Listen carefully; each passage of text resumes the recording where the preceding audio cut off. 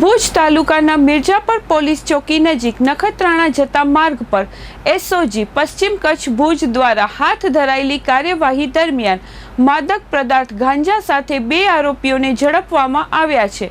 Police મહાનિરીક્ષક સરહદી range ભુજના ચિરાગ કોરડિયા તેમજ પશ્ચિમ કચ્છ ભુજના પોલીસ અધિક્ષક વિકાસ સુંડા દ્વારા જિલ્લામાં નાર્કોટિક સંબંધિત ગુનાઓ પર કડક કાર્યવાહી કરવા સૂચના આપવામાં આવી હતી, જેના અનુસંધાને એસઓજી ટીમ સક્રિય બની કામગીરી હાથ ધરી રહી હતી।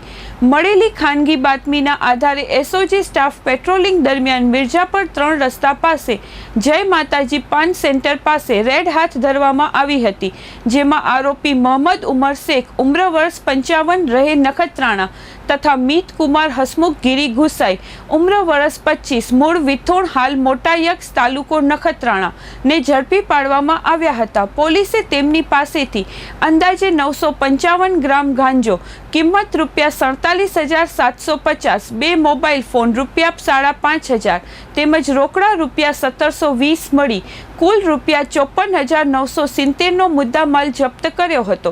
આ કામગીરી એસઓજીના પોલીસ ઇન્સ્પેક્ટર એડી પરમાર અને પીસી સિંગરખિયાના માર્ગદર્શન હેઠળ એએસઆઈ માણેકભાઈ ગઢવી, દિનેશભાઈ ગઢવી, રજાકભાઈ સોઢા, નરેન્દ્રસિંહ ઝાલા, રઘુવીરસિંહ જાડેજા, વનરાજસિંહ જાડેજા, મૈપતસિંહ સોલંકી સહિતના સ્ટાફ દ્વારા સફળ બનાવવામાં આવી હતી।